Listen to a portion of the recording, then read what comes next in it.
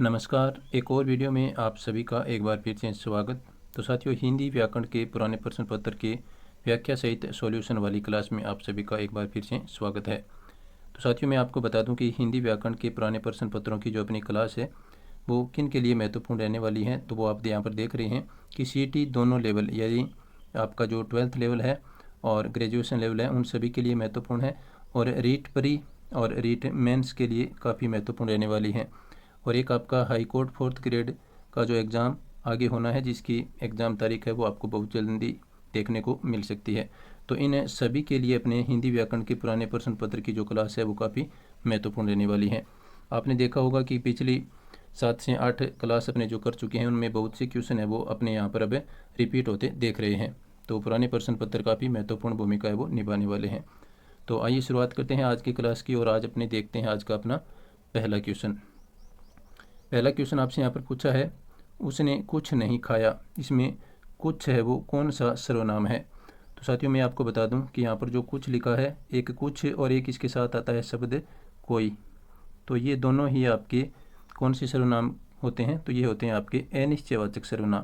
तो यहाँ पर आपका डी विकल्प है वो राइट आंसर रहने वाला है। और प्रश्नवाचक सर्वनाम की यदि बात करें, अपने व्याख्या सहित अपने चारों ऑप्शन यहाँ पर देखेंगे। तो प्रश्नवाचक सर्वनाम के लिए आपको प्रश्नवाचक जो शब्द है वो अक्सर देखने को मिलते हैं, जैसे कौन, कैसे, कब, ये सभी है वो प्रश्नवाचक के अंतर्गत आते हैं। कौन, कैसे, कब, ये इस प्रकार की जो आपको शब्द देखने को मिलते हैं वाक्य में, तो वो प्रश्नवाचक सर्वनाम को इंगित करते हैं। एक है आपका यहाँ पर संबंधवाचक सर्वनाम। तो संबंधवाचक सर्वनाम के लिए मैं आपको बता दूं कि आपको वाक्य में एक जो और सो, इसके अलावा जिसका, जिसकी, जिसका, जिसकी, और जैसा, वैसा, इस प्रकार के शब्द आपको जहाँ पर देखने को मिले वाक्य में, वहाँ पर कौन सा सर्वनाम हो जाएगा, तो वहाँ पर आपका संबंधवाचक सर्वनाम है वो हो जाएगा। एक यहाँ पर आया आपका निजवाचक सर्वनाम। तो निजवाचक सर्वनाम में अक्सर आप देखते हैं कि वहाँ पर जो आपको शब्द दिखाई देते हैं वो देंगे आपको। एक तो आता है स्वयं शब्द आता है, स्वयं, अपने आप, अपने आप, इस प्रकार के शब्द यदि आपको वाक्य में दिखाई दे तो वहाँ पर आप समझ लेना कि निजवाचक सर्वनाम है वो होगा। तो चारों ऑप्शन अपने यहाँ पर देख चुके हैं। तो जो कुछ और कोई है वहाँ पर आपका अनिश्चयवाचक सर्वनाम होता है, जो कि इस आंसर है वो इस क्वेश्चन का आंसर रहने वाला है। नेक्स्ट क्वेश्चन देखिए, निम्नलिखित में से जातिवाचक संज्ञा का उदाहरण कौन सा है। तो संज्ञा 3 प्रकार की होती है, व्यक्तिवाचक, जातिवाचक और भाववाचक। तो यहाँ पर मैं आपको बता दूं कि ये क्वेश्चन है वो फाइनल आंसर की में डिलीट है वो किया गया था। तो क्यों डिलीट किया गया है, क्योंकि साथियों यहाँ पर जो आपका मित्रता शब्द है, तो मित्रता तो होती है भाववाचक संज्ञा, ठीक है। और एक आपका यहाँ पर दिया है दौड़, तो ये भी आपकी क्या है, भाववाचक संज्ञा। लेकिन यहाँ पर जातिवाचक संज्ञा के रूप में 2 शब्द आ गए, तूफान और सभा। ये दोनों ही क्या है, जातिवाचक संज्ञा है वो माने गए हैं, इसलिए ये क्वेश्चन है वो डिलीट किया गया था। क्योंकि तूफान का यदि अपने देखते हैं, कई बार जो तूफान होते हैं उनके अलग अलग नाम होते हैं, तो नाम के साथ यदि तूफान का नाम अपने लेते हैं तो वो व्यक्तिवाचक संज्ञा में आता है। सीधा अपने तूफान शब्द को जातिवाचक संज्ञा में पढ़ते हैं। और सभा भी क्या है, एक जातिवाचक संज्ञा है।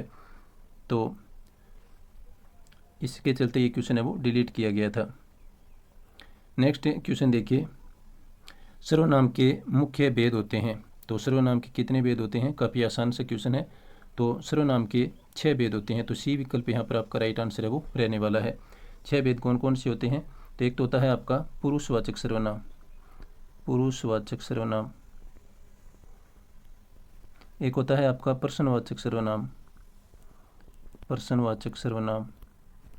एक होता है आपका निजवाचक सर्वनाम, निजवाचक सर्वनाम। एक होता है आपका निश्चयवाचक सर्वनाम, निश्चयवाचक सर्वनाम। और एक होता है आपका अनिश्चयवाचक सर्वनाम, अनिश्चयवाचक। और एक आपका यहाँ पर बच गया संबंधवाचक सर्वनाम। एक होता है आपका संबंधवाचक सर्वनाम, मैं यहाँ पर लिख देता हूँ, संबंधवाचक सर्वनाम। तो ये आपके सर्वनाम के 6 प्रकार होते हैं। चलते हैं नेक्स्ट क्वेश्चन पर। और नेक्स्ट क्वेश्चन से आप पहले आपसे निवेदन कि आप क्लास के बारे में अपना फीडबैक है वो कमेंट के माध्यम से अवश्य दें। निम्नलिखित में से आपको पूछा यहाँ पर सुधन उक्ति की संधि क्या होगी। तो देखिए साथियों, पिछली क्लास यदि किसी ने देखी है तो उसमें आपको पूछा गया था कि सुक्ति की अपने जो संधि विच्छेद करते हैं तो वो किस प्रकार होगा। यहाँ पर आपको पूछ लिया है संधि विच्छेद देख करके कि इसकी संधि है वो किस प्रकार से होगी। तो देखिए सुधन उक्ति का हो जाएगा आपका सुक्ति, क्योंकि यहाँ पर छोटा ऊ है और इधर भी छोटा ऊ है, दोनों मिल करके बड़े ऊ की मात्रा है वो बनाते हैं। तो ये आपका शब्द यहाँ पर बन जाता है सुक्ति इस प्रकार से। तो यहाँ पर ए ऑप्शन है वो आपका राइट आंसर रहने वाला है। तो ये रिपीट क्वेश्चन है, पिछली कक्षा में ये आया था और अब फिर से नेक्स्ट पेपर में ये पूछा गया है। और मैं आपको बता दूं कि अभी जो अपने पेपर कर रहे हैं ये CT 12th लेवल 2024 के अपने आज ये 5वां पेपर है वो करने जा रहे हैं। प्रत्येक पेपर में आपको 20 क्वेश्चन है वो पिछली बार हिंदी व्याकरण के पूछे गए थे। नेक्स्ट क्वेश्चन देखिए यहाँ पर,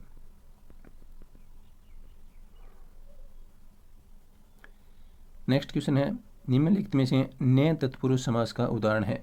तो मैं आपको बता दूं कि साथियों ये नए तत्पुरुष समास है वो एक तरह से नए के संबंध में आता है, तो उसको इसलिए इसको नए तत्पुरुष समास है वो कहते हैं। तो देखिए यहाँ पर अधर्म, परोक्ष, बेकाम और आजन्म।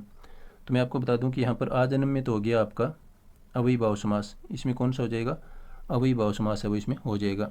अब यहाँ पर जो आपका राइट आंसर रहने वाला है नए तत्पुरुष समास, तो यहाँ पर आपका राइट आंसर होगा ए ऑप्शन अधर्म। तो इसका क्या बनता है अधर्म, या फिर इसको अपने समास विग्रह करें तो इसका लिखा जाएगा नए धर्म हो, नए धर्म यानी नए तत्पुरुष है। तो इस प्रकार के उदाहरण यदि आप देखें तो एक अपने लिखते हैं अयोग्य, तो अयोग्य भी क्या है इसमें नए तत्पुरुष समास हो जाएगा यानी नए योग्य।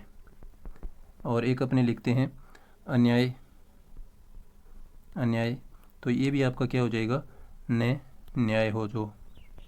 तो ये इस प्रकार के जो उदाहरण है आपके ये नए तत्पुरुष समास के अंतर्गत आते हैं। जैसे यहाँ पर अधर्म दे दिया, अयोग्य हो गया और अन्याय हो गया, तो ये नए के संबंध में आते हैं।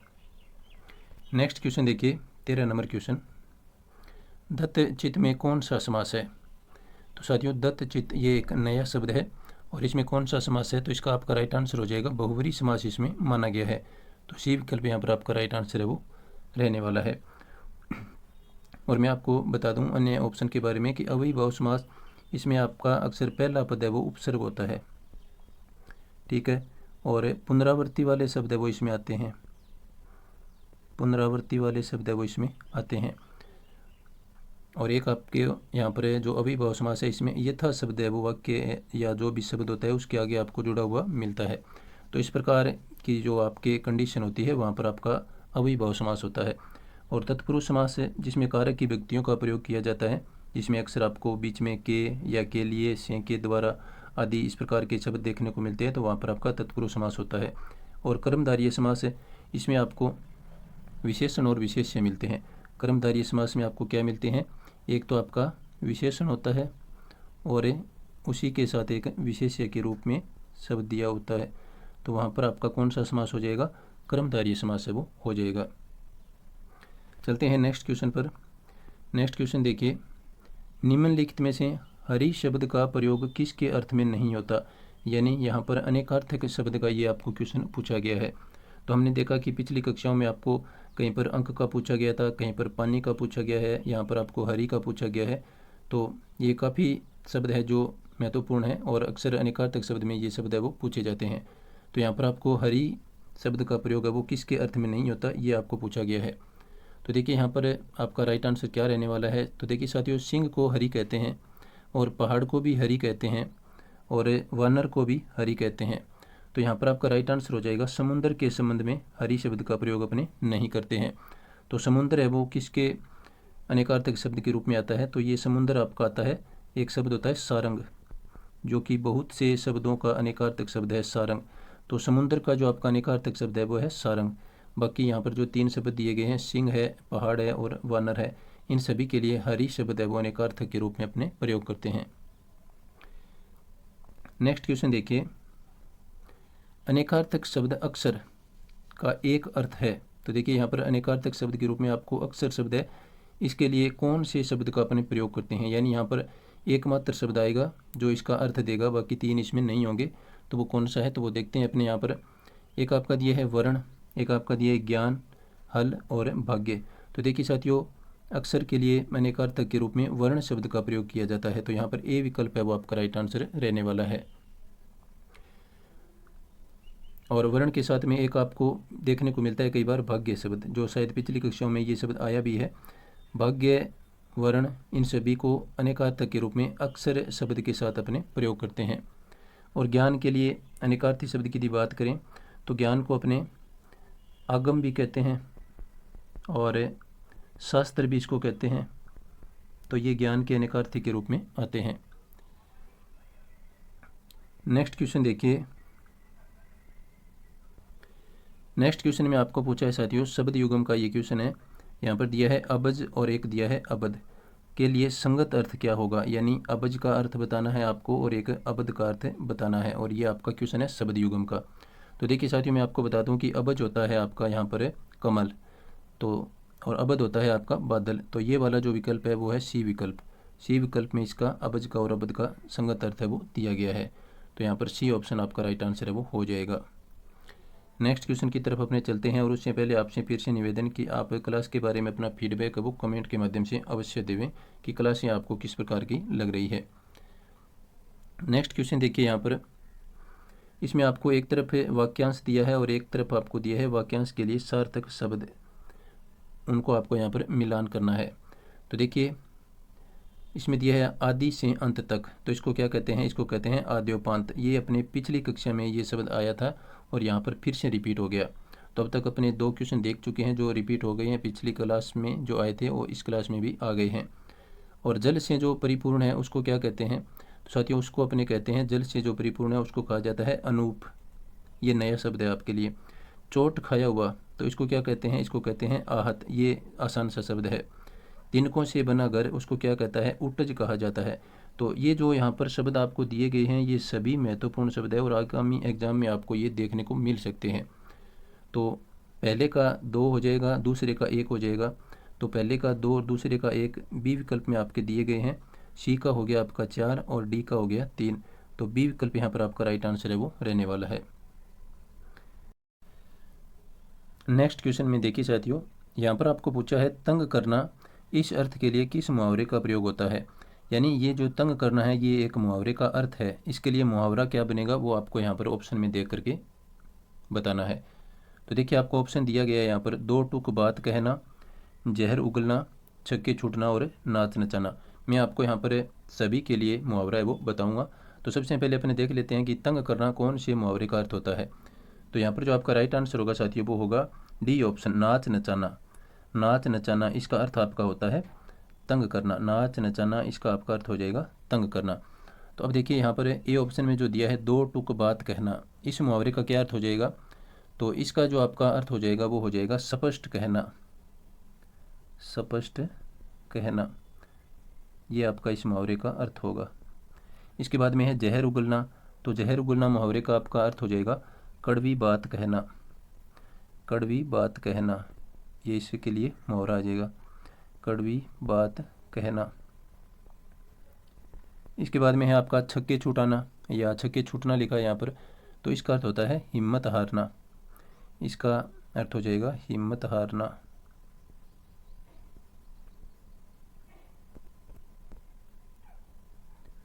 हिम्मत हारना।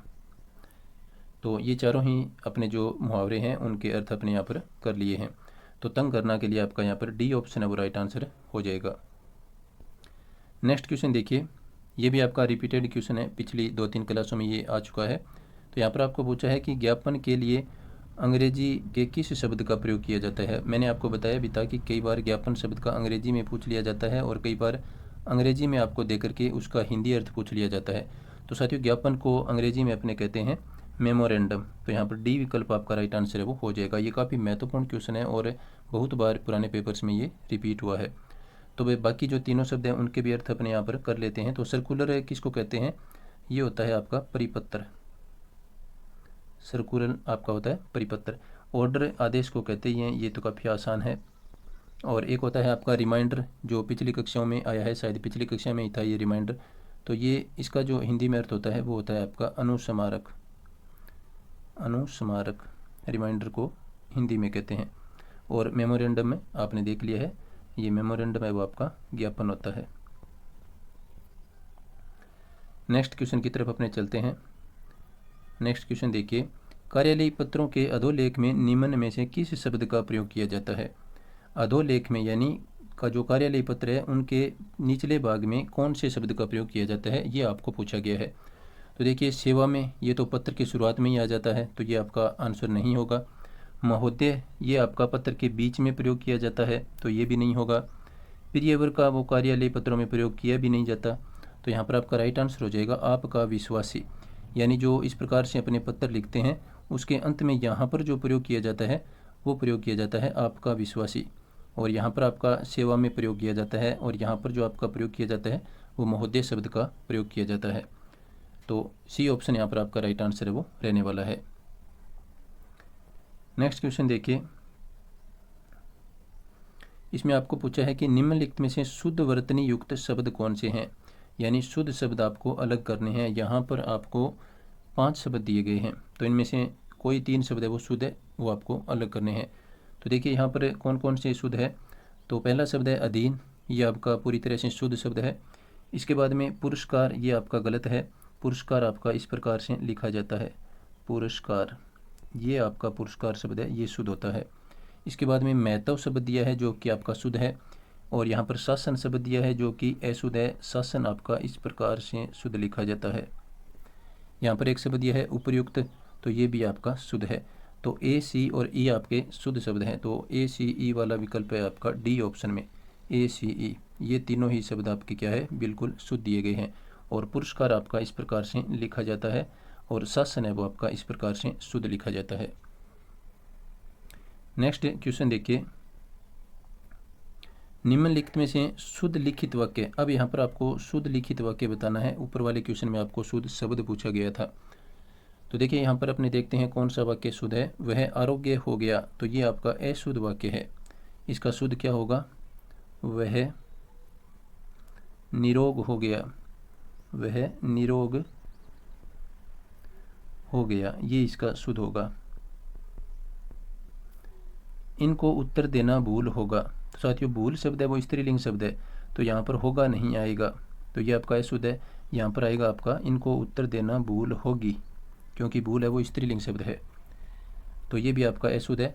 प्यास से होठ सूख रहा था, ये भी आपका अशुद्ध है, तो इसका शुद्ध क्या होगा, प्यास से होठ सूख रहे थे, क्योंकि होठ है वो बहुवचन के रूप में प्रयोग किया जाता है। प्यास से होठ सूख रहे थे, तब जाकर के ये आपका शुद्ध होगा।